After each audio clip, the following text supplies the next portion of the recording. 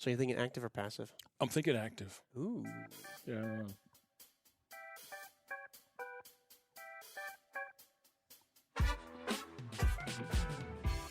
Hey, everybody, welcome back to the Outer Belt. I'm Patrick, and you all know my friends. Chili. Buttermilk. Eric. Zucchini bread. And Jerry. And what a week of events and excitement it's been. I'm so glad to be back here. So glad to be back on the Outer Belt. I've missed it. I have missed it too. And I know you're at home going, missed it? Missed it. What do you Yeah, mean? what do you were mean? just here 2 weeks ago. Right. Well, we have we did a little magic, and over the past few weeks, Eric and myself have been on the other side of the globe. 11 hours time difference. I thought it was 13. 13-hour time difference. I don't know math. And we that I completely lost what was I saying? You were saying how you were across the globe. The grope. Yep. Or the globe. And it was That's a it. 13-hour time difference. 13-hour time difference. Yeah. And Jerry had to AI myself and Eric. We would call in the show, Right. and then Jerry would AI us in for the past 2 episodes. And so we're just glad to be back, and in person again. It's much needed. Yeah. Well, it's nice to have you back. Thank you. Thankfully, Jerry was able to master those AI skills and put me here because I'm not here today.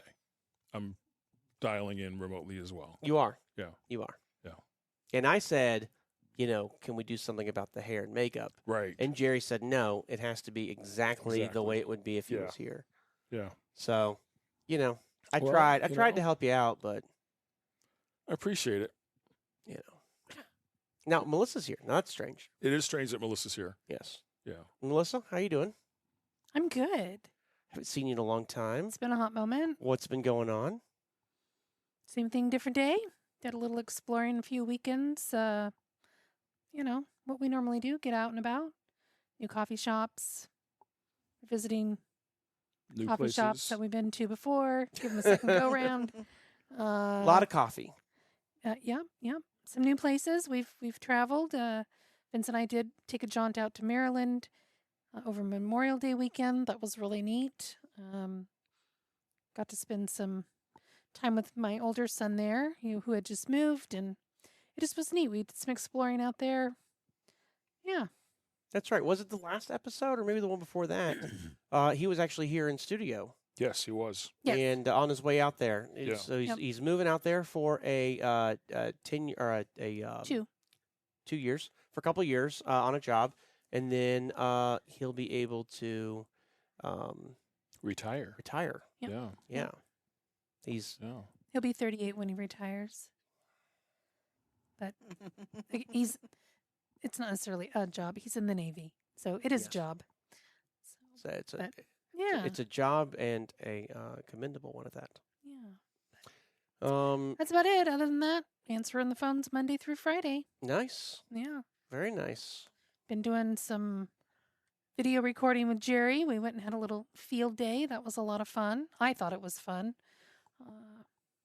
So just, Very cool. that's Well, all. Zucchini Bread, I saw that you just got back into town. I did. Where have you been? I need a full report. The sponsor of the show Yeah, said that you missed a couple days and that we need a report. a report. So I got in my car and I drove 12 hours back to Atlantic, Iowa, where my mother lives, and spent some time with her since I haven't seen her since I moved out here in January. Nice. And Well, I mean, not the not seeing her, but the getting the opportunity getting to. the opportunity to go back. Yeah. My aunt, so my dad's sister, turned 80. Wow. So we had a big celebration for her. So I also got to see a lot of my other family while I was back as well. So it's always nice to get together with the cousins and family and rehash what everybody's been doing. Yep. Get the banjos out. Yeah. That's actually more something that Jerry would do. You're from Appalachia, right? Yep. Get the banjos out. Well, you were also just gone. You went up to Minneapolis, right? No, we went to Michigan. Michigan. Lansing. That was close. Yeah, this past weekend. Don's youngest sister, her only child, was in his first soapbox race. Okay, what is a soapbox race? I saw this on Facebook, and I know y'all are probably sitting at home going like, "He's an idiot. He didn't know what that is." I don't know what that is. I'm sorry. I saw it online on the Book of Faces where you had mentioned you were there, and y'all. All I could see behind you was like cones set up or something. I don't really know what you were doing. So soapbox is like they're, I don't know how to explain them, but they're 4 wheels. They're usually very slender. They're just wide enough in the middle for usually a child to sit in and crouch down in to try to get aerodynamic. And they start you off at the top. You're usually on a hill. It's all gravity fed. So you come off of like a little ramp and then race to the bottom. So it's like Pinewood Derby, That's- only with people in it. That's what I was just about to say. So we did that at school. It was Pinewood Derby. Yeah, with humans. Are there any crashes? There were a few. A few. They start off with the older kids. They started the first, and then they went down to the younger kids. He is 7, 8. I think he's 8. And this was the first time he had ever raced, and unfortunately, he did not win. Oh. Yeah, he was pretty bummed, but I think he had fun overall. It was a lot of fun cheering him on and all that. Did he have a theme to his car? They had sponsorships, and so there was like local businesses in the Oh, area, cool. and so they put like their logos all over the car and stuff like that. Nice. So What material do they make them out of? So I Ivory, it's actually the best. It's Yeah, 30. 99.99% pure. honestly, I don't know. I know they have to make it even for everybody. They had to be there the day before. They had to get the cars ready. So what they do is they put the child in there because every kid weighs differently. So then to make it all even, they add like weights around the car and stuff, and they all had to weigh 200 pounds. Okay. Oh, wow. So they do that and get everything set up the day before, and then And then afterwards, do you, little concrete in the front? And the kid wears extra stuff in there. Oh, do they? Right, They yeah. that's what it is. They put on a diving weight belt. They show up. They show up like boxers going into a match. Right. Just down in their skivvies, like setting on the scale. They got the towels so people can't see them, and they weigh in, and they show up the next day like they're going into the Arctic. Exactly. we told him to eat a big meal right before the race to give him a little extra weight. Eat a Yeah. big meal and don't poop. Yeah. Hold it in. Hold it in. He had his practice run, and he won the practice run, but then the 2 actual race runs, he didn't win. No, is this sounds like something someone's he's gonna career with? Continue on? I don't know. Do you have race driver blood? It was funny because, I mean, like when you watch them coming down, and then whenever they pass, it's almost like you're sitting there and you're just like, it's not, like they go a little faster than that. I think the fastest one they clocked was like 18 miles an hour. Wow. That's pretty cool. Wow. So Wow. it was Speed neat. cool. McQueen right Yeah. there. I tell you, that's Yeah. lightning in a soap bottle. Yeah. It was fun. Did you then get to take it out after the race? No. Would you have? There ain't no way my big butt was fitting anywhere near that. Yeah. I know you said 200 pounds is what they all have to weigh. I'm like, so I guess I just take. They put helium in my tires. They're The like- tires are like steel almost, and they got like just a little strip of rubber around them, just enough for them to roll. Oh, no suspension. No. Ooh wee. That's got to be fun. Well, at 18 miles. And then I'd do it. they have to get down as low as they can to try to get aerodynamic, and then it's steer by wire. They got like 2 little wires inside there that they're pulling to go left and right. And some Like a bobsled. kind of No potholes. no. Okay, good. I could see. I Did could the see. Jamaican team win? No, it was a Somalian actually. Okay. I could see the next year, some kids at home and his dad's playing the video back for him. He's like, "Here, you lifted your head Right. Exactly. 2 centimeters," Yep. which, if you look at the equation here, Yeah. equated to 6 seconds of drag. You Yep. you did yourself. It was kind of upsetting because whenever he come down off the ramp and he got maybe a quarter of the way down the hill, see, he looks to the left because he was in the right lane. He looks to the left and realizes that he's already fallen behind, and he just kind of gave up at that point. He wasn't even trying. Oh, poor No. guy. So What a quitter. I know, right? Well, hopefully he tries again. I think he will. Do Just- they have like a circuit? Yeah, we did not stick around to find out who the winner was because there were 72 kids racing. Ooh. Wow. So Yeah. once we realized he was out, we kind of because this all Double happened. elimination. They walked over there, pat him on the head. Better luck next time. We're out. Exactly. This all happened on Sunday, so I think we actually left there at like 4 or 5 o'clock in the evening, and then it's 4 hours back here. So I just thought it was rude what you told him as you were leaving. And when you didn't tell the kid, but you told Don loud enough he could hear. We drove all the way here for this. Like I that's would just. So his first race, he was very depressed. Like we actually got a photo of him coming around the corner, and he's just mad, and you can see it all over his face. And it's like the best photo ever. And but then the second race that he did, he was better. He was more of a sportsman about it. That's and good. Good. So That's all. Good. Yeah. At that age, it's hard to hide the disappointment. and that's what we tried telling him. You know, like 72, 73 kids racing, Sure. and there's only 2 that will go to the finals. The finals are actually in Akron, Ohio. Really? Wow. Yeah. Wow. When? I don't know. Road trip. Right? I know it's That'd in be Akron. fun. Yeah, would be fun. You could send pictures back to him. You could be here. Exactly. This could be you, but We already planned to come. We thought you were going to win, so Exactly. we got tickets. We try to explain it to him, you know, like out of that many, like there's only 2 winners. Like Yeah. you're gonna have a lot of people that don't get through. So You're gonna have 70 upset kids and Yeah. 2. and it's his first time. exactly. Yeah. Yeah, and I think that played a part in it too, because like some of the older ones who had been doing this for a while, like they had already like tweaked out their Right. rides and changed Yeah. wheels up and done it. He had a brand new one right out of the box, nothing done to it, and we think Oh, that now could you have can played a switch little it bit out. of yeah. Did they put the graphite on the wheels? You got to put the graphite on Gotta the put wheels. graphite Got to on put the wheels. graphite. It's a Gotta big put graphite on the wheels. graphite. So Oh. I did Pinewood Derby as a kid, and Oh, so you know I'm not lying. Graphite. I know did you're re- not yeah. lying. But my Mhm. grandfather used powdered graphite on my wheels, and then when I made it, I got further on, and I forget how far. It's been 40 freaking years. But the officials used a liquid graphite, so it gummed up the powder graphite and slowed my car down. Oh, Yeah, my Hmm. grandfather was not happy. I can imagine. He was not happy. I I didn't know any better. I raced mine. So most people I think race theirs in like some kind of like youth or kid. Mine was Club Boy or something. Scouts. Boy or Scouts, yeah. Wee Yeah. blows. Boy something like that, yeah. Scouts. So mine was actually in the 8th grade. We did a science fair thing at the school, Mhm. and part of it was Pinewood Derby racing cars, and so I actually won. That felt pretty good. First time I wasn't a loser. So Wow. I just Mm. I got lucky. I don't know what it was. I mean, I did put lead in it, but I got lucky, Yeah. and they didn't have scales. When I saw they didn't have scales, I'm like, it's on. Yeah, Oh, it looked a little funny with that oh, yeah. with that 5-pound weight from the locker Sure, that I just yeah, set just right on on top of top. it and taped it on.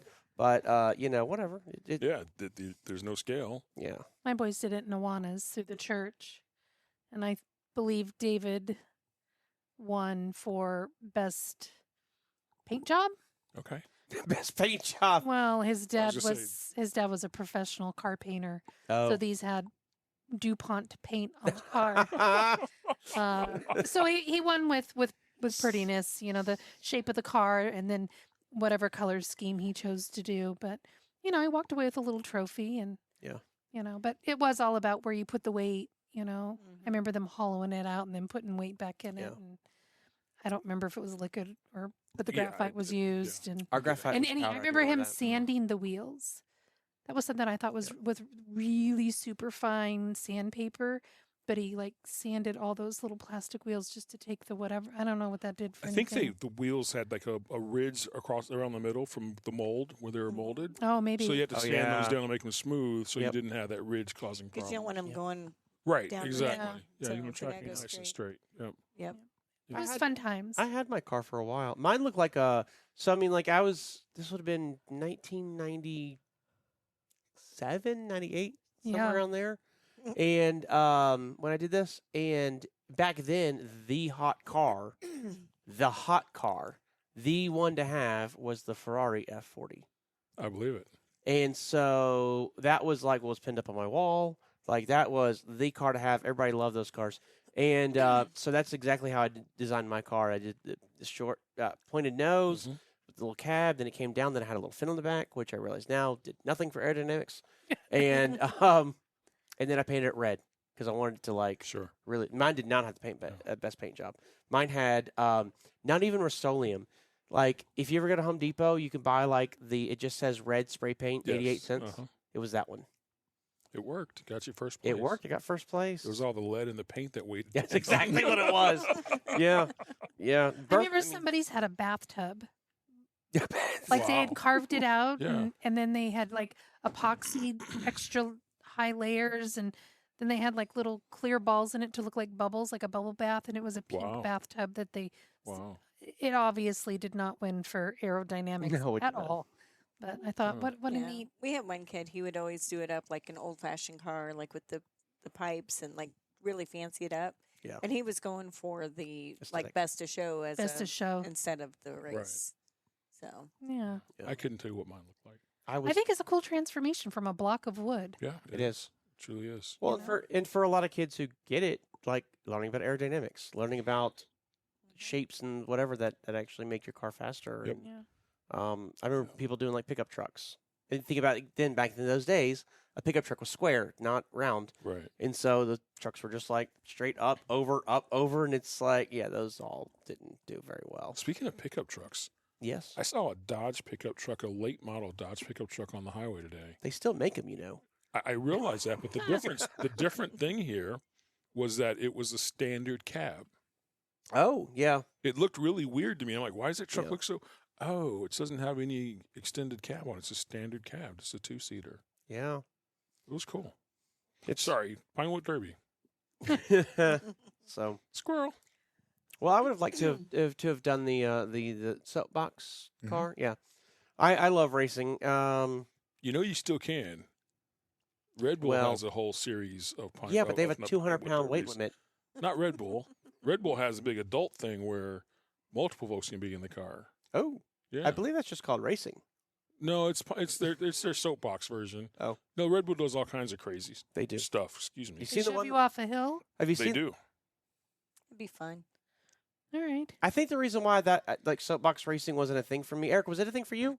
No. No. Not soapbox. I think in South Louisiana the problem is if we wanted a hill, we'd had to push them off like a interstate ramp. Yeah. Like there was no such Just so thing. flat. We had no Yeah. hills growing up in Louisiana. It was flat. I mean like no hills. I remember having to go into Mississippi to find hills. So that wasn't really an option for us. So I'm sure Lansing has hills. Yeah, like they had the ramp that they launch them off of to give them a little extra, Yeah. and then it was a downgrade right through the middle of town. Yeah. but you know what I heard Uh. that they do here is they actually take them out to the To landfill. Columbus landfill and launch them off the landfill. Launch with landfill. But they don't Yeah. stop the trucks. Right. So they got to You like do a weave. quarter- You got through to the trucks. Yeah. So it's Formula One meets Right.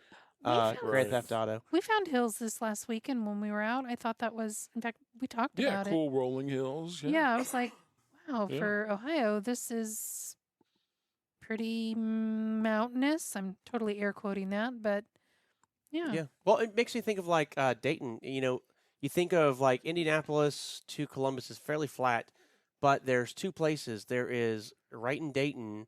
We've got There's the that Miami Valley. huge valley you go Right. through. Yep. Yeah. And then when you go right at the Ohio Indiana border or state crossing on I-70, there's like that little Mhm. movement around of hills, and then it's back to flat again. Yeah. Yeah. So you get like a couple minutes of like, oh, this is nice, and then okay, we're back to. I think flat. we were in the Miami Valley this last week. We were. So Yeah, that's we why it were. was the rolling hills. Yeah. But I'd like to explore the Miami Valley some more, Mhm. towards the Cincinnati side. Yeah. Because you know you go over it in the really tall bridge, Right. and It's beautiful over that bridge. yeah, I want to try to like find parks or whatever. I think hiking that'd be trails a maybe. great place to hop on the bikes and go for a ride. The Miami Rad Valley. Rovers, No. the electric the mud bikes. motorcycles. Oh, it's motorcycles. Okay, that would be. You're right. We need to research that. Well, it sounds like we all had a wonderful time. We were out. If you're watching on Facebook, which I think a number of y'all do, because I see y'all comment. Eric and I were, of course, in Japan, and that's where our 13-hour difference was. And we had a really good time. Got to go out there for the World's Fair, which was in Osaka. It's Expo 2025, and Or as locals call it, Osaka. yeah, that was weird. I've always called it Osaka. You? I don't know. Osaka. Yeah. No, they But we had a number of people that call it Osaka. Osaka. Osaka. And said them saying that in a Japanese accent, it's like a double take. Yeah, yeah. We started out in Tokyo, went to a couple little cities around Mount Fuji, then went across the entire island, got to see the Sea of Japan, and go to forgive me, I can't remember the name of the city, and then got to go out to Kawanaza, which is the city that's famous. It's like little Kyoto, so it's like very old buildings. We got to walk through the Geisha district. We got to walk through the Samurai district, and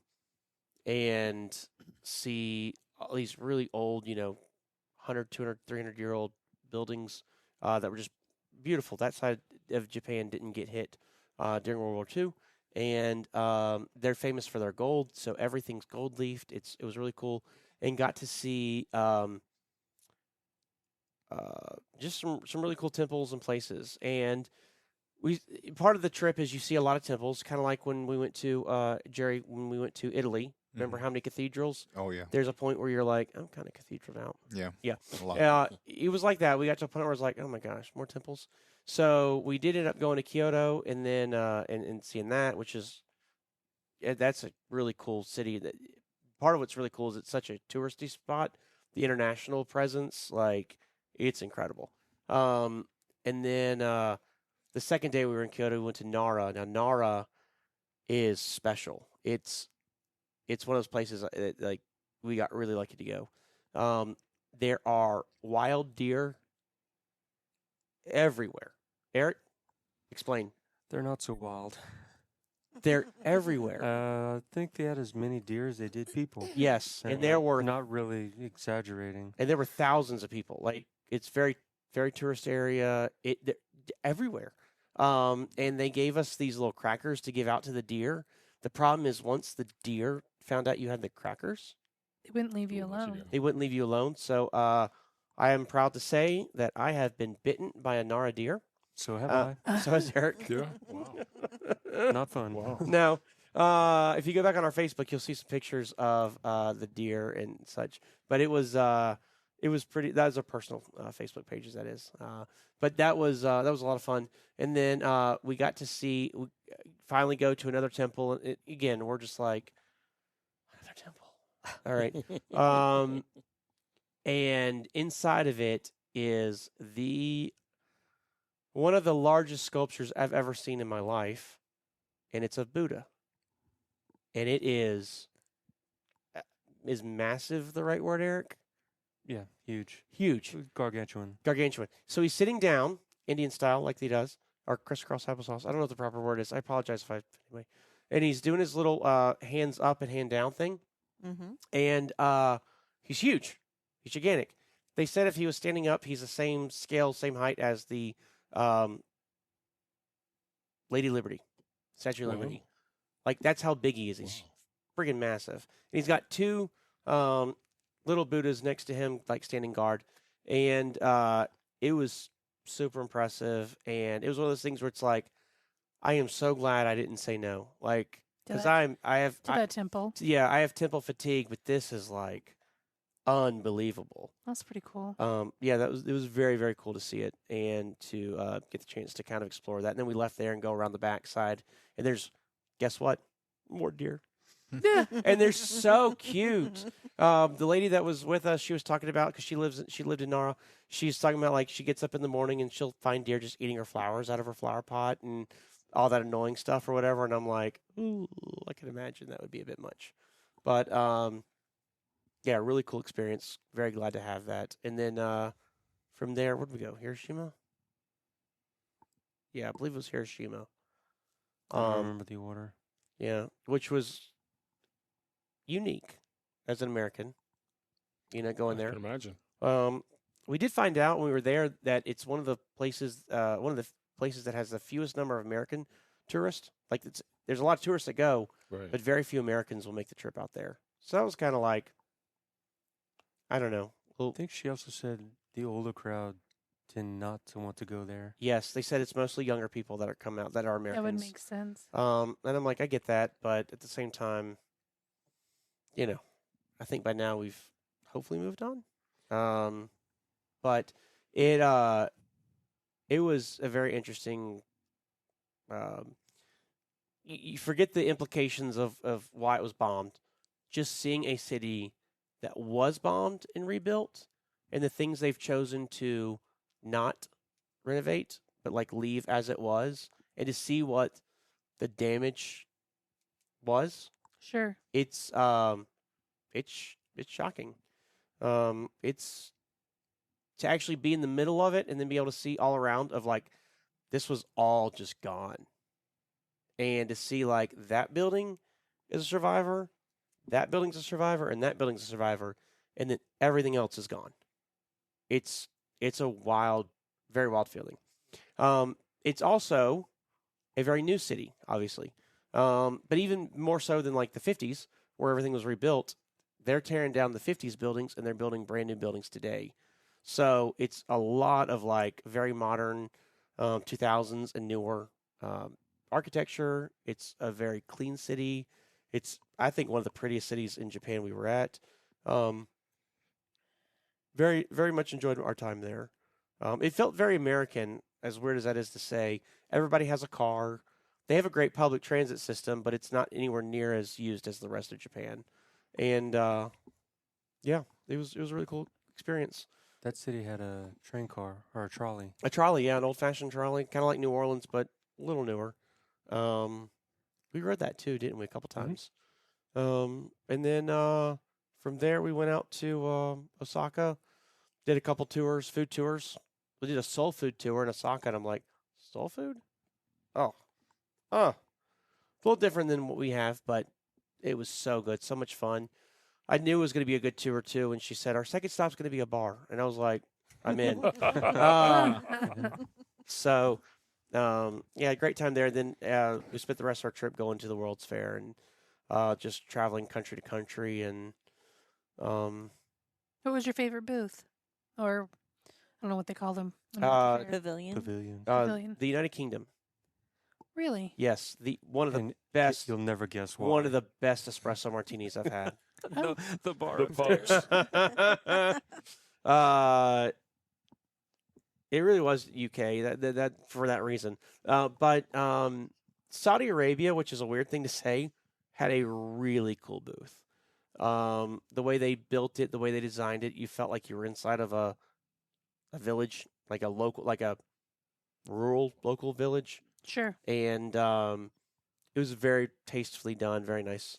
That was the one that really stood out to me. But we went to a bunch. Went to Germany. Germany's was really cool, very educational. Germany had this weird thing I've never seen before. It was a little puppet, and it had It's like a rubber ball. but it was a character. Yeah, They were in and green and red. yep, and you would touch the wall with it in certain spots, and then it had a little built-in speaker that you could put up against your ear, and it would tell you about what they're trying to get you to know, so that you could listen in your own language, at your own pace. I've never seen that technology anywhere else before. It was That's very, cool. very cool. Yeah. Eric, what did you think? My favorite was always Singapore. Oh yeah, Singapore's was nice. Last time we went to a fair, Singapore tapped in on their greenhouse, their plants. Of course, I love gardening and stuff. Yeah. They did the opposite this year. They went completely white. Yep. Like wedding white everything. Everything. And then there's one part of it where the top of it, they have a green umbrella to represent one tree covering. It was kind of weird. But Interesting. It was, Yeah. but to stay on brand, at the very end they did have a garden area. was a garden area lounge that had a bar. I will say that was one thing that was very different than being in Dubai. So we did go, like Eric said, we did go to Dubai in 2021 for their expo. In Dubai, obviously Muslim country, very few places you can get anything to drink. They allowed it, but very few places. In Japan's at Japan in Osaka, it was everywhere. In all the booths. Yeah, like everywhere. Like you could just pop in, grab a beer, and just start walking down. But they bring in their stuff from their country, right? They did, yes. That's what Absolutely, yeah. yeah. So we had a beer from Thailand, which Thailand's booth was very cool too. Thailand's booth at the World's Fair last time was also very cool. But yeah, we had a really bitter beer from. It was good. It was They call those IPAs. kind of, yeah. It was a little different than IPA, but similar. And then like Germany had, what's the one they're known for? Paul's Pilsner? no, Paul Mincher. I don't know. We're What's gonna it, get a dunkel? someone's gonna write in the comments like, did you mean whatever it is? It's not Pilsner either. It's, Yeah, that one. yeah. Can't think of it. And then obviously there's Anheuser-Busch with Budweiser. There was They had a community area way in the back.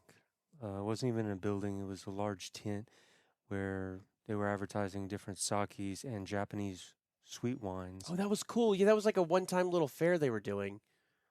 Yeah, And like it wasn't even officially part of the expo. They just put it up for a little while, and local breweries, wineries, whatever would Yep. come and show off some of their stuff. you couldn't buy anything. They were just giving out samples. Mhm. Wow. That was pretty cool. We just stumbled upon that. Weren't planning on it. Hollander. Polliner, that's it. Yes, Polliner. Yeah, and so we just, I don't know, it was a really great show. They had a really cool giant fountain thing, like Bellagio-esque, and they had a huge silver frame, and they would drop water, like a curtain of water from the frame, from inside the frame, and so you have the curtain of water filling up the frame like a piece of glass, and then they would project onto it the cartoon characters, and then do a show at night with those cartoon characters on that picture frame, with the fountains like the Bellagio going off, and then at the very end of it, they did a drone show. Yeah, massive drone show. Oh, fun. Which those drone shows, man, they are getting. Yeah, I thought the one we saw at the Easy. baseball park in Cleveland was pretty cool. yeah, it was. Yeah, that technology's gone. I'm curious where it's going to go next because it's definitely got interesting. And I've seen where they even shoot fireworks off of the drones now. Wow. Yeah. Exciting. So that was it. We came back. I got sick, and then spent a week feeling terrible. But I'm better now. I was going to ask, are you feeling better? Much better. Oh, it was brutal for the past week, but it's all mostly gone, and you'll all be sick in the morning, and No, we're not. yeah. No. So, well, Melissa. Yeah, I saw that article.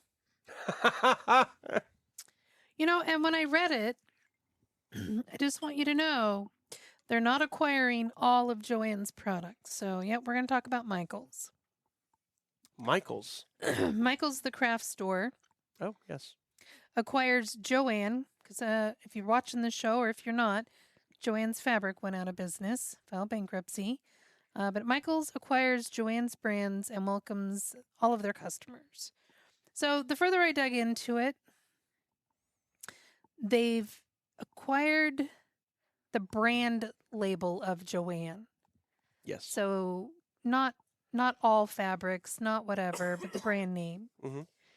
Most of it is going to be the rights to like Joanne's Big Twist Yarn brand line. So most of it was like yarn, a little bit of fabrics, and some sewing accoutrements, probably thread, needles, buttons, that kind of thing. But honestly, the more I read it, I didn't see a whole lot that said they were going to stock up their fabric, which for me personally, that's why I went to Well, Joanne's. But I did see in there. So I have a couple thoughts. I did see on there that they said that since Joanne went out of business, their online fabric searches increased 77%. Yeah. Yep.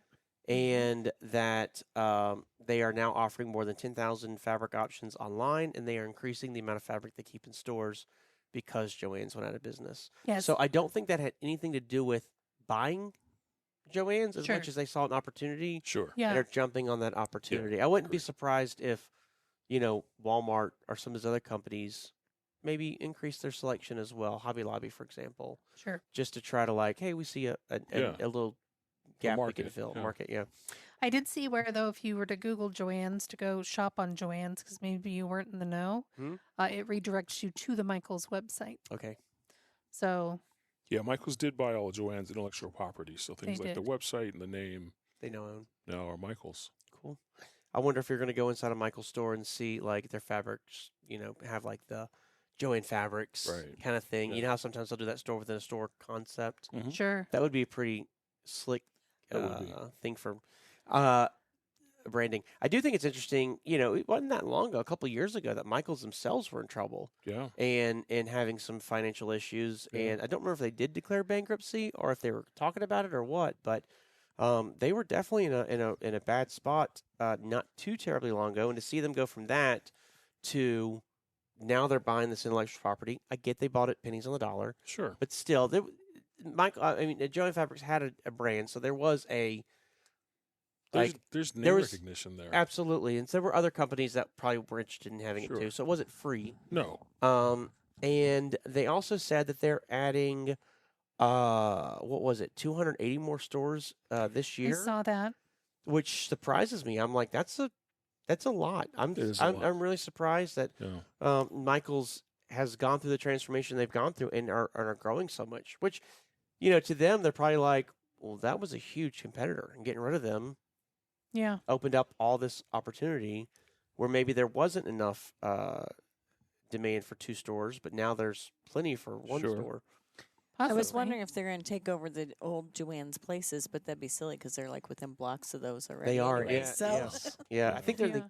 they'll have to go to different probably towns. yeah, And yes, I agree. It did say that they were going to continue to develop some of Joanne's Big Twist brand family, including Big Twist Value Plus, Twinkle, Posh, and Baby Bear yarns.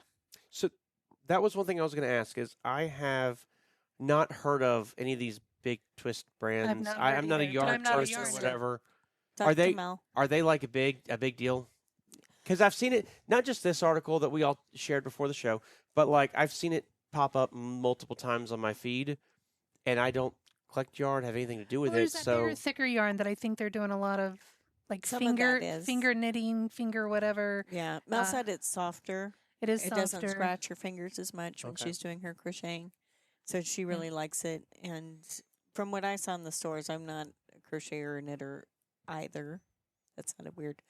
I mean, you can get different thicknesses. They do have the bigger ones and then regular size yarn gotcha. and everything in between. But it's definitely a niche they have. Yes. That's Yes. in demand. Said those products will be available in Michael's stores and online later this year. So it's something that they're all still developing.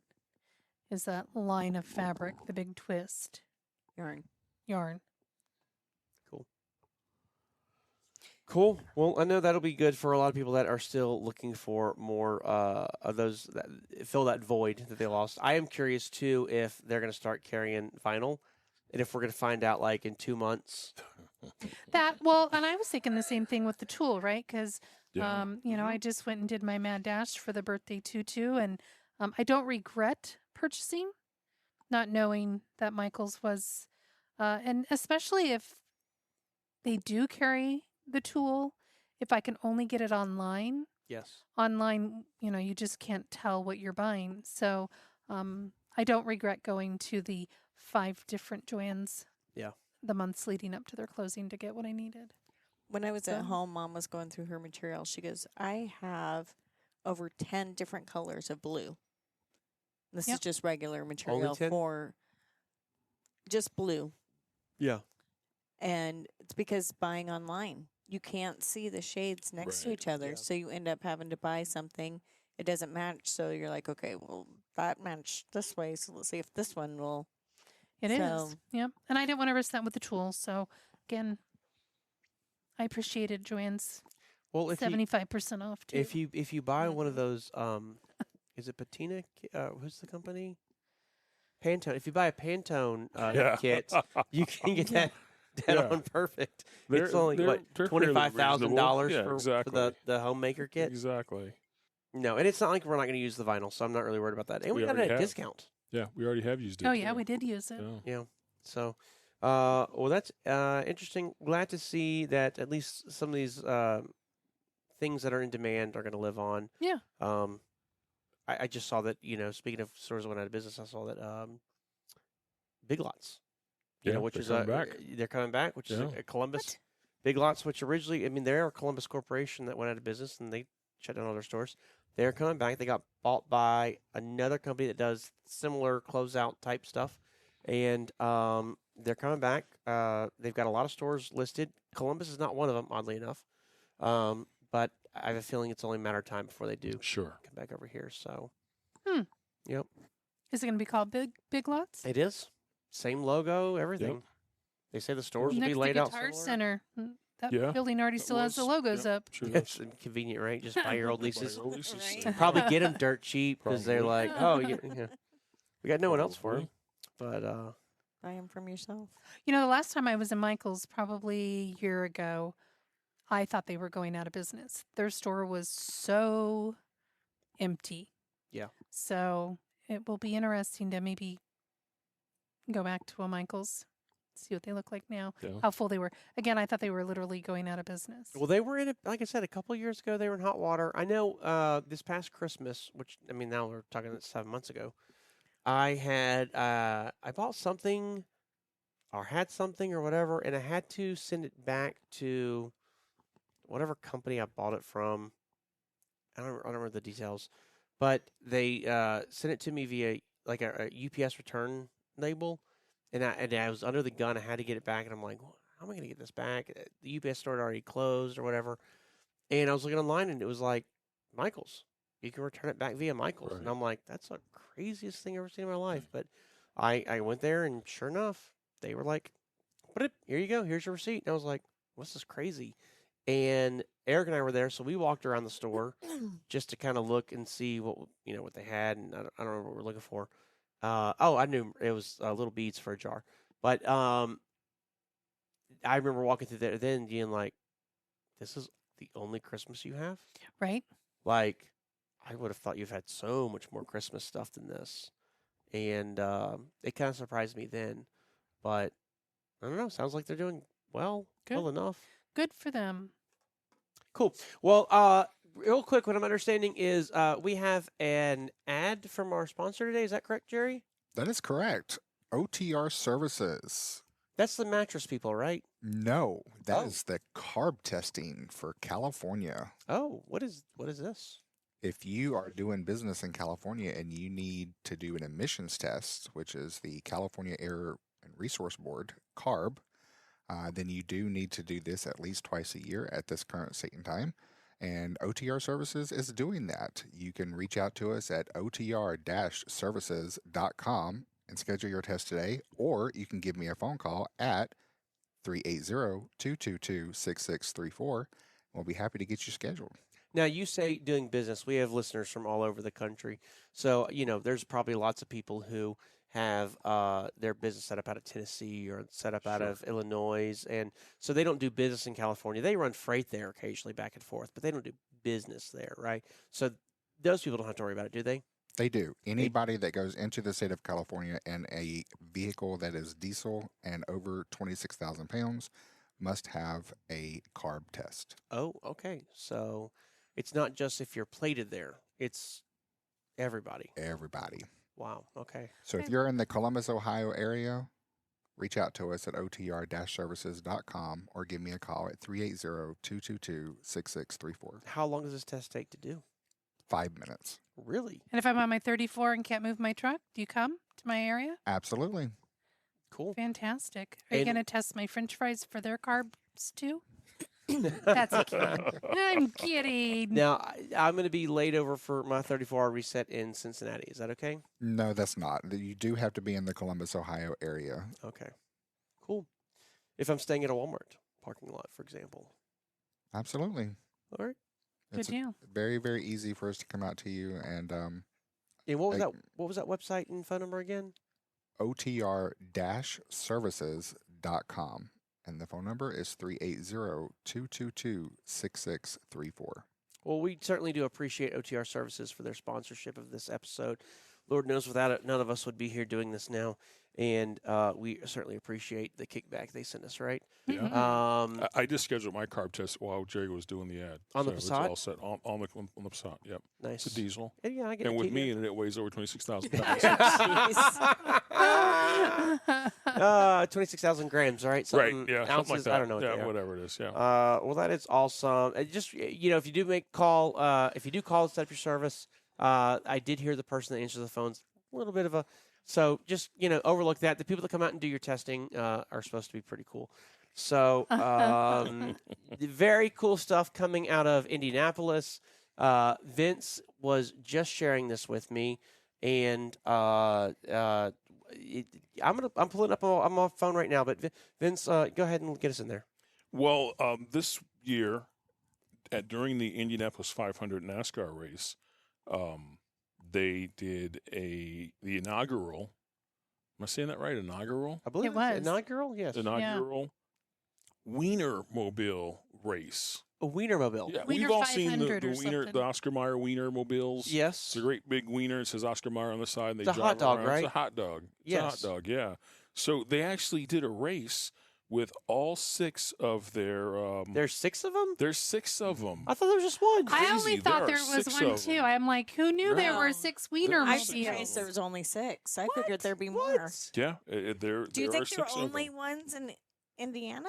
Do you think Fleetwood's just making Wienermobiles like every day? Like But the I thought RV there was company? only Like like in one every in. state or something. No, would have one. I thought there was just No, one. they're regional. They're regional. Oh, Oh, They- so really? there's yeah, only 6 they are. regions in the. I've only Well, seen- for Oscar Mayer, there are only Oh, 6 okay. regions. Yes. Well, how many are Um, there for Hebrew National? I don't know.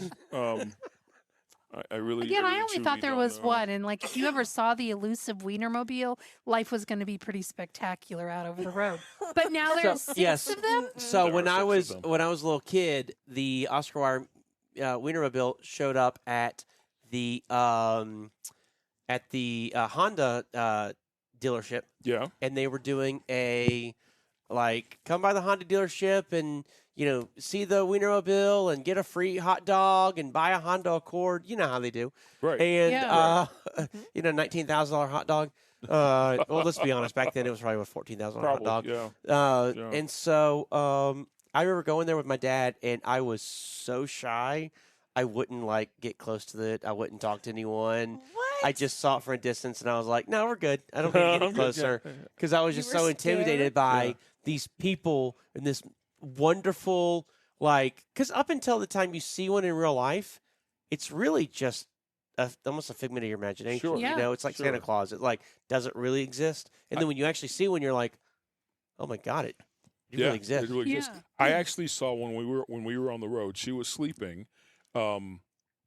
I'm cruising along the highway, and I forget what highway I was on. I was in interstate, cruising along, and in my rearview mirror, I'm like, "What the hell is that?" And it turned out Your to be rear the view Wienermobile mirror. side view mirror. Okay, I was just curious what you said you were. She's just driving. poking holes all over Right, this all story. in my story. In my side view mirror, I see this thing behind me, and it's coming up on me, and I'm like, "What's that?" And again, I'm on the interstate. Yeah. I'm doing 65 Oh yeah. because that's how fast as I could go with 65. Correct. I'm not bitter. I'm not bitter at all. No. The No, but Wienermobile, you always bring it up in every single the time we're together. Wienermobile Yes. passed me. Yes. Passed me. Well, he is The aerodynamic. Wienermobile was able to go faster than me, and I'm doing 65. Again, not bitter. Not bitter. You got passed by Oscar Miners. That's my Oscar Mayer. Yeah, Oscar Mayer's wiener passed me. Yeah, yeah. And I didn't get any pictures because I was driving. Of course. Hands-free laws, no pictures. Yes. Wienermobile. And that was passed me by. That's pre-dash, a yeah. great, It was pretty cool to see. great, Yeah. great It memory. was pretty cool to see. So what's this yeah. Wiener I have seen it a few 500 times on the highway. But in yeah. Indianapolis? So they actually had a race Yes. of 6. Of 6. So on the last day So of they put them up at the qualifying- top of the hill. and teams let them roll down. That's how they got to 70. Wasn't even the mobiles. It was actually just the hot hot dogs rolling down the hill. Jeez. Yeah, so on what they call Carb Day at Indianapolis 500, which Fitting. is the last day, fitting, yeah. With Thanks, our sponsor. yeah. It's the last day of our practice before the actual race. They had all 6 of them out on the starting grid. The drivers, so the drivers of the Wienermobiles, they're recent college graduates. They have to apply for this job. They were all dressed in like race suits that represented their cool. particular Wienermobile. Oh, cool. And they had a race, and it was kind of cool to. How many laps did they do? I don't know. Oh, Yeah. I'm sorry, That's I don't okay. know. We just caught the highlights. that's okay. First place, the 27-foot-long winning bus, was represented by the Saucy South. It was driven by Grillmaster Matthew Bailey of Madison, Georgia, and Mustard Maddie Myers of Kirkwood, Missouri. I love it. A quote from Mustard Maddie Myers after she said, "I must admit, I will relish this moment forever." I love it. I Yeah. love it, Mustard Maddie. Yeah, it was really cool. The name of the Wienermobile was Slaw Dog. Slaw Dogs. So they have 6 different dogs. They have New York Dogs from the east, Slaw Dog from the southeast, Chili Dog from the south, Chai Dog or Shy Dog from the Midwest, Seattle Dog from the northwest, and Sonoran Dog represents the southwest. Oh, So it was is pretty that cool. Chai Dog like Chicago. Chicago. Chicago. Shy, Yeah, but what are they? Chi-Town. Chi-Town. Chi-Town. Yeah. Chi-Town, yeah. Yeah, so that's from Chicago. So there's a link. This article is from USA Today. There was a link in the article to a Fox Sports rebroadcast or live broadcast of the race, and I watched it. And Totally underwhelmed. Oh, yeah. Well, you see, the Totally problem is underwhelmed. when they go by you, you're doing like this. Yeah, exactly. you're barely moving your head. Exactly. They clocked it. They were going about, what, 18 Yeah, miles 18 an hour? miles an hour. Yeah. Yeah. Fun fact. Yes. The Wienermobile, or the hot dog shaped vehicle, has been around for almost 90 years, dating back to its creation in 1936. Isn't that crazy? I watched a thing on the Wienermobile back in the day, and they used to be, like back in the 70s and 80s, they were built on Oldsmobile Cutlass chassis. Wow. That's how heavy. Yeah. If you ever wondered how heavy duty your Wow. your Oldsmobile Cutlass from the 60s and 70s were, they could support a Wienermobile. It said the original Wienermobile was a 13-foot metal hot dog on wheels, first cruising Chicago and promoting Oscar Mayer's German-style wieners. That's pre-air conditioning. That's one That hot is, wiener You're right. mobile. Jeez. Open all the windows. Oh, 90 no. years. Who knew? Isn't that crazy? I wonder if they're going to do something special in 10 years for the 100. I bet they will. Oh, yeah. I bet they will. Oh, yeah. Let's be there. Well, We should these, be there. you know what? These Oh, are, road trip. they're 27-foot long. Currently, they're 27-foot long Wienermobiles. That's almost doubled. I think they should do 100-foot long Wienermobile. They should. They should with articulation. Yes. And a Tillerman in the back. And they should go to through the help Macy's steer Day Oh, them. my Parade. goodness. Yeah, that'd be sweet. Yes. Oh, what a fun article Yes. That's about very transportation. cool. Absolutely. Well, Have you seen the Wienermobile out over the road? the what? I'm asking our viewers. No, what did you say? listeners, What did you call If it? they've seen the Wienermobile out Let's over go the back road. to the tape. I believe it was pronounced Wienermobile. The Wienermobile. If I've so, seen it where out- have you seen it? I've seen it out on the road once when I was driving, and then also me and Don seen it in New York City. Did And- you Oh, see it in fun. your In New York rearview City? Yeah. Did, Yeah, we did, were- did it pass you too? No, we were actually there on a trip, and we were at Rockefeller Center, and it was parked. No, I mean when you saw it on the road, did it pass you? No, As it was well? going the opposite direction. Okay. All right. Oh, Yeah, so it did pass you. It did pass you. Yes. Jeez. So it's time to get back to the Hyfield Chronicles. As we teased out last episode, we've had a lot of people ask about the things we do, why we buy the trucks we buy, why we work with the manufacturers we work with, why we use the sleepers we use, et cetera, et cetera, et cetera. And today we're going to talk about why does Hyfield demand Detroit? Why? I'm glad you asked. Why do we demand Detroit? Well, so as a kid, I grew up knowing that the absolute best engines made as diesel engines are, of course, Detroit. Caterpillar. And, something about that big yellow block, like old school Peterbilts, Mhm. crank that hood. Yeah. You don't want to see it Cummins. No. You don't want to see it Detroit. There's something about that yellow. At the truck show, remember that big Yeah. Big yellow Yeah. Caterpillar engine? It's just cool, man. The Caterpillar's been around forever. They made some great, super high powerful engines. And when Eric and I first got started in this business, we drove a truck with a Caterpillar C11. Bulletproof engine. I promise you, you could have undone the drain plug, let all the oil out. We could have ran 1,000 miles. That baby was bulletproof. It did not like freezing weather. We did have a problem with that. Interesting. But bulletproof, great engine, loved it, good fuel economy, yada, yada, yada. So Eric and I did the sensible thing, and we actually bought, as our very first truck, a Caterpillar-powered Kenworth. And that Caterpillar was the C13 Acert. Now, for all of you out there at home, you know in 2008, the Caterpillar C13 Acert was arguably the worst engine ever built of any manufacturer at any point in any time ever. And it wasn't the engine. It was the emissions control system attached to it.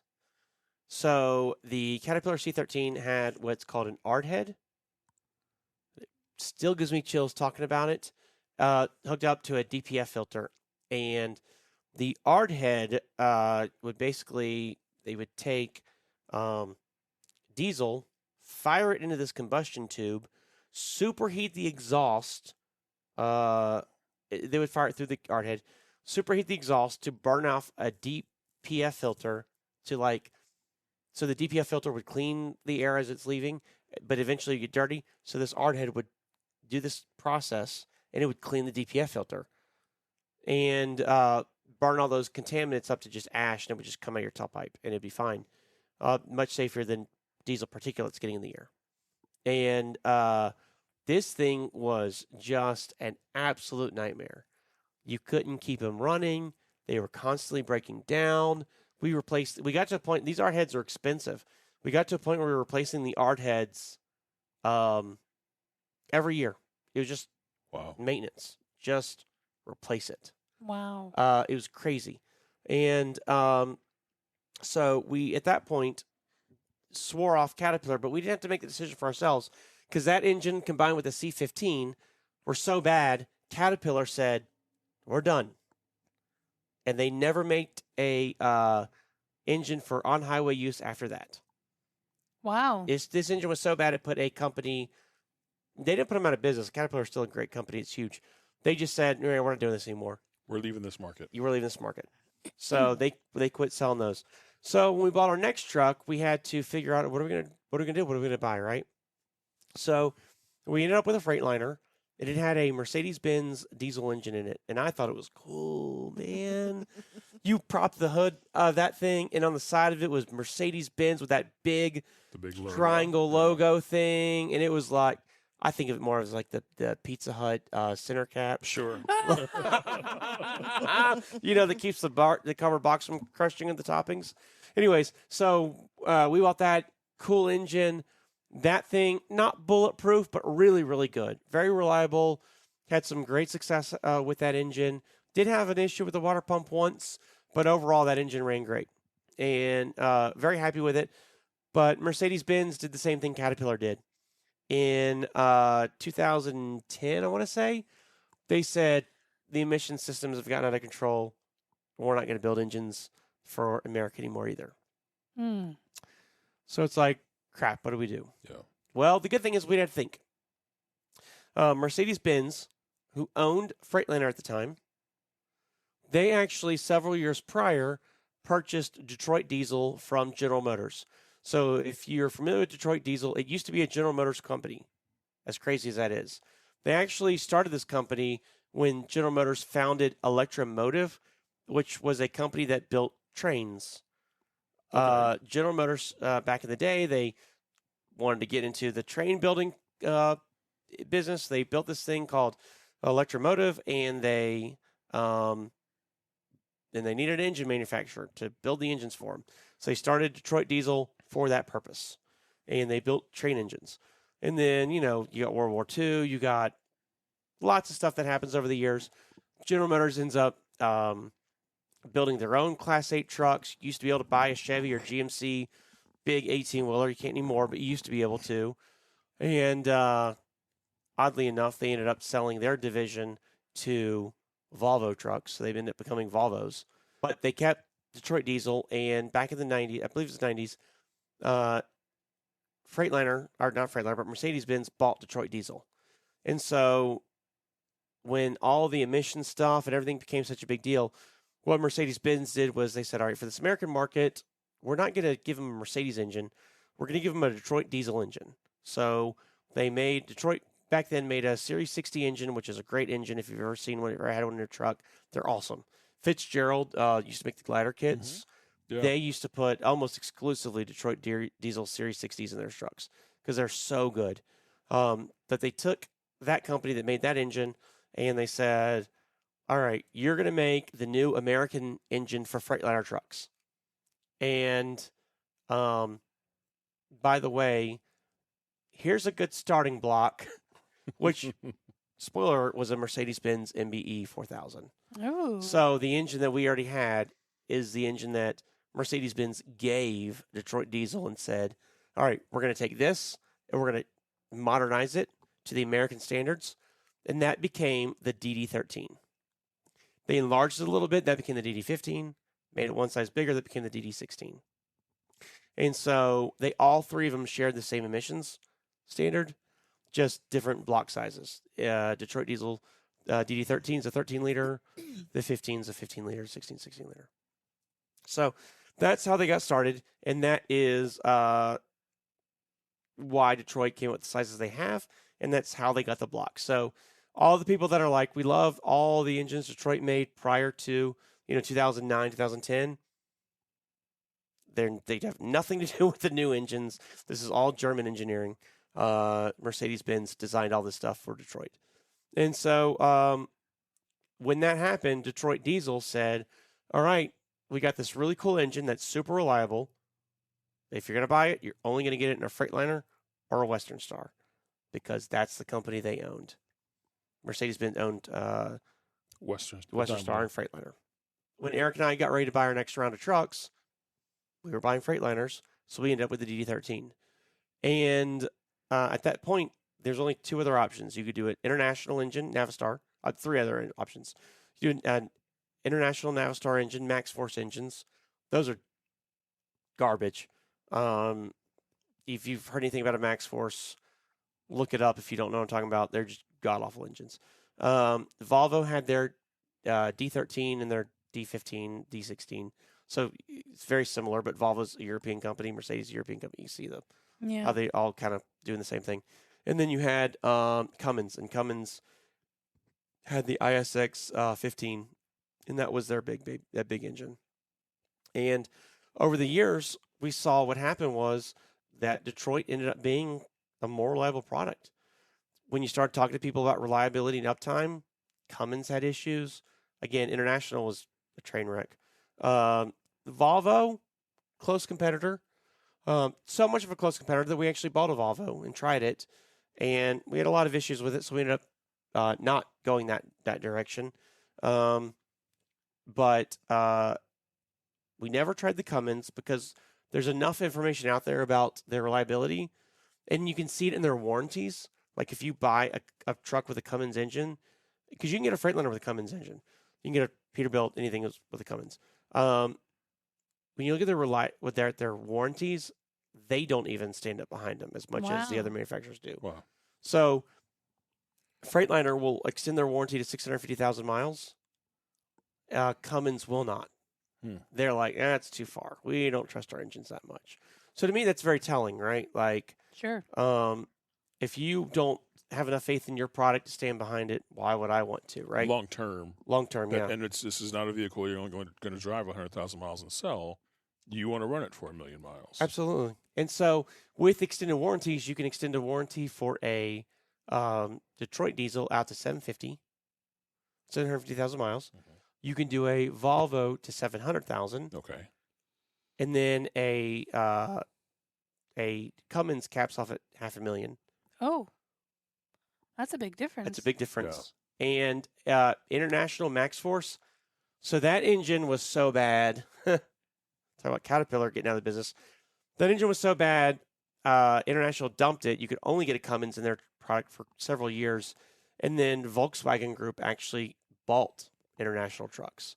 So if you buy an International truck today, it's built by Volkswagen. If you open the hood, it's got that round VW logo on the side. Yeah, but you have to, Not Go to the back. back, yeah. But when Volkswagen bought them, they brought their own engine to the market. Another engine they had in Europe, they brought it to America. They designed the emission systems for it to meet American standards. And so now you can buy an International with that International engine. Pat Carr, who owns Kenworth and Peterbilt, they've done the same thing. You can now buy a Pat Carr with or a Kenworth or Peterbilt with a Pat Carr engine that is actually built by them, but they cheated. So Pat Carr, if you buy a Kenworth or Peterbilt, you get a Pat Carr engine, which is an MX-13 or an MX-11. They actually have a Cummins emission system on it. Interesting. They just sent Cummins their engine and said, clean it up. And then Cummins designed the emissions and put it in the truck. So a little bit of a cheat on their part, but whatever, it's still good. But again, all those 500,000 mile limits. So when you look at that, reliability from a long-term perspective, the manufacturer standing behind their product, I've really fallen in love with that. Detroit Diesel stands behind their product. We have actually had a catastrophic failure and had to get one replaced one time, and they did it. No money out of our pocket, got a brand new engine, not a remanufactured engine, a brand new engine. Really long service intervals. So we do ours at 50,000 miles, our oil changes, PMs. They can actually stretch a little longer than that. I won't say exactly how much because I don't want people doing it. That's in our fleet. But they do go a little bit longer than that. So really long service intervals. Because, Jerry, you're old enough to remember, back in the day, you were getting them every 25, 30,000 miles. 25,000. Yeah. Our first truck was 30,000. That's a lot of oil changes over the course of a year. Yeah. 50,000 means you're doing one, maybe two a year, which is really cool that you're able to stretch that PM service as long as it is. And it's reliable. That 50,000 miles is good for 750. We've had 750, 800,000 mile trucks in our fleet with no problems, leave. And then the other thing that I love about them is they are lots of service centers. So with Detroit Diesel, every Freightliner shop, every Western Star shop in the country is a Detroit Diesel shop, right? Mm-hmm. So if you do break down, lots of options for serviceability. Daimler Trucks, which owns those two companies, really, really impresses upon their dealership network of service and flipping trucks. And some of y'all that are in our fleet listening to this, you're like, man, I don't believe that because we were at a shop for 2 or 3 days and they didn't get us in, that whatever, it took them that long. We've had Kenworths, a few of them now at this point, and we've had Volvos. And waiting in line for a week or more was not uncommon. Right. To get a truck. Before they even looked at the truck. Yes, right. Or they might look at it and go, this is the problem. We'll see you in 6 days. Yeah. Like, to go from that to most dealerships flip our trucks within 1 to 3 days, that's night and day difference. Yeah. And then also, beyond those two shops, you've got independent Detroit Diesel shops. So Detroit Diesel has been a company so long, they're actually a group of Detroit Diesel authorized dealers all over the country that are not Freightliner, they're not Western Star, and they can actually operate on those, or operate like they're. Kind of your mom and pop places ish. Some are, but some are, like Stevens and Sons is huge. They're the ones, Stevens and Sons are the ones that used to import the Unimogs. Do you remember the big, huge Mercedes-Benz Unimogs? Yeah. 6 wheels, off-duty, Mammoth Beast? Stevens and Son brought those in. It's a huge company. Same with United Engines. Same with there's a few of them that are huge dealership networks, but they are on the engine side. They're not on the truck side. Sure. So you have even more options for services, right? So Cummins kind of has the same thing. Like most dealerships will work on Cummins, and then Cummins also has a dealership network. So they would be like a close second But when it comes to like the proprietary brands of Volvo, International, and PACCAR, which is Kenworth Peterbilt, you are limited to those dealerships. And even to the point where on Peterbilt and Kenworth, if you have a Kenworth and you go to a Peterbilt shop to get your PACCAR work done, a lot of times they'll just flat out decline you. Wow. Like, you got to go to a Kenworth dealership. We don't want to look at, even though it's the same engine and we have the skill and the ability to fix it, we're not going to. Wow. So when you factor all that in, it just made sense to stick with Detroit, and they have been such a reliable, long-lasting product. Yes, we have issues with sensors, and we have issues with DEF pumps. They all do. Every brand does. But those are so minor in the scheme of things. Sure. Not like, I had a buddy of mine had a Cummins and had a problem inside the engine. And they had to, the dealership went through, they removed the gasket cover, took a bunch of pictures, sent it to Cummins. A couple days later, Cummins got back and said, you need to take the head off and look at this. They took the head off, took the pictures, sent them the information. A couple days later, Cummins sent them okay, you need to remove the third and fourth cylinder. Do that. Okay, a couple days later, like, Wow. it took them almost a month to get them to fix the engine because Cummins warranty is very like, we're going to go through all these steps to save Cummins money because they don't really care about your uptime. Whereas Daimler Trucks has built their Freightliner, Western Star, and Detroit diesel platforms on getting you in and out and back on the road working fast. And you see that so much with the way they treat us in our trucks. Sure. And how quick our turns are at shops. Again, I know when you're in that situation and you're sitting at the shop and you're on day 2 or day 3, it's like, what's going on? Right. But having been there with all these other brands, it is not like that in most cases. Those other companies are dragging it out for freaking ever because they don't care as much as Detroit does and as much as Freightliner and Western Star does. So that is the reason we demand Detroit. That is the reason we have those trucks. That's why you don't see Kenworth Center Fleet or Peterbilts or Volvos or Internationals. Does that mean that's all we're ever going to have? No, because we're always going to test out and see the latest gadget. And if we hear some really good words, like I will say this, there's been some really great talks about the new engine, the S13 from International. Of all places, I know you're like, oh, them. But what Volkswagen's done has been some really great things. There's some really great reviews out there from like companies that have thousands of these trucks. Like they're giving us those information. And so maybe that's something we try out at some point. I don't know when. I don't have any orders in. We're not even talking to International. Right. But they're on the horizon. Like we see them and we're paying Sure. attention. So we're not stepping out anywhere yet. But at some point we might. But for now, we're Detroit only fleet. Every one of our trucks has a Detroit diesel engine in it, DD13, 15, or 16, depending on the truck. And I just been really happy with them through the years. I mean, Jerry, have you ever had anything other than a Detroit? The Mercedes. I had the Stoops, the purple one that we had with the blades and all Oh, that. yeah. It had the Mercedes engine. Similar sound too, isn't it? Like when you fire them up, they just sound the same as a Detroit. Yeah. That's one thing. It's if you've ever like been around a bunch of trucks, if you fire Cummins up or you fire Caterpillar up or you fire Detroit up, they all sound different. Right. There's just something about the way they time them or whatever. The DD13 in a MBE 4000, they sound the same. It's weird. I never hear you mention Mac. And I don't know why I see that. What is that kind of engine? So Mac, Which is a truck, right? It is a truck. brand? They do Cummins, but Mac is owned by Volvo. Oh, okay. So Mac has their own version of a Volvo engine. I see. So it's kind of cool because Mac is mostly vocational. Mm. So what they've done is they've taken the Volvo engine, the D13, and they call it M13 or something like that. And they've changed some of the parameters on the Mac to give it maybe more low-end power or more power in a dump truck configuration or something like that. So it's the same engine, but it is tuned differently. So it does respond differently. But it's literally the exact same block. Like they come off the assembly line side by side. It's just which color paint does it get. Right. And they are, say, have the same warranties, all that stuff.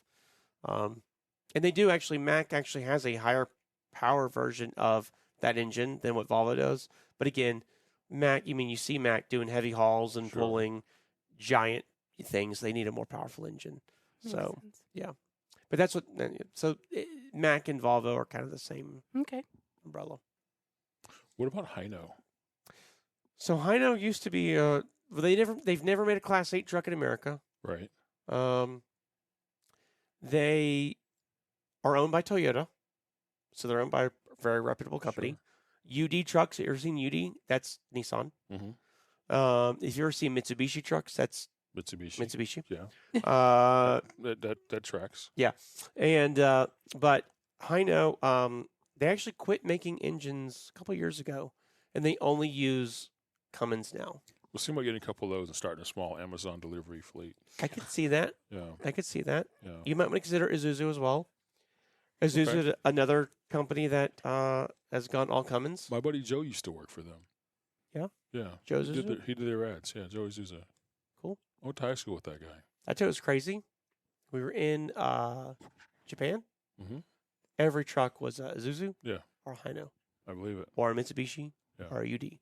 That was it. It was like, and they More were choices. and they were chromed up, and they were Class 8. They were big heavy duty trucks we Right. don't get here in America, but they were chromed up. Eric, you remember some of those trucks were like, Fancy. I mean, like shocking. Because in America, a Isuzu is kind of like a ho-hum delivery truck. Yeah. It's it really reliable, is. Yeah. but there's nothing fancy. They had these big, giant chrome front ends, gorgeous trucks. But yeah, those companies, they've all discontinued because of the emissions laws. So, yeah, on the medium duty side, so we're talking Class 7 and below, Cummins owns that market. Everybody, Really? like Detroit still makes their DD5 and their DD8 for now, but they've been slotted for the execution block at some point. They're not going to make them anymore. But yeah, it's so expensive to develop an engine that meets the EPA standards. The ones that were just slashed, so we'll see what happens. Right. But that everybody it's cheaper just to buy a Sure. Cummins. And the 6.7 liter Cummins, the same one that's in a Dodge pickup truck, turns out it's good for Isuzus and good for Hinos. Anyways, so that's why we choose demand Detroit. What engines do you like? A lot of y'all out there, you've driven lots of trucks over the years. Which engines have you been fans of? Maybe older ones that they don't make anymore. Maybe new stuff that maybe you're a Volvo fan and I'm not, and maybe you're a Pat Car fan or something. Like, would love to hear it. Love to see your comments. Jerry, is there anything we're forgetting? Make sure you hit that thumbs up button, hit that subscribe button. Also, check us out over at hyfieldtrucking.com if you're interested in learning more about Hyfield or joining the Hyfield fleet. You can also reach out to recruiting via the website. Speak with Melissa. She's usually on there. Yeah. Or and- Delina. Yep. And you can also reach out to us at 833-493-4353, option 1, or 833-HYFIELD, HYFIELD.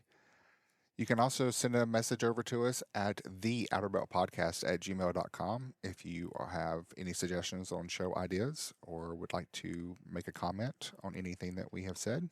And that's theouterbeltpodcast@gmail.com. Okay, I think we're on Facebook too, but I don't recall. Or Facebook, Instagram. Instagram. Yep, we're everywhere. Socials. Yes, That's what I call it. leave us a review. Share us with any of your friends that you think might enjoy listening to us as they're trying to kill a couple hours down the road and hear us yammer. We like to have fun and share some news with y'all and spend some time with y'all together. Yeah. In the meantime, stay safe. Make good decisions. Don't leave money on the table. And keep those wheels a turning. Bye.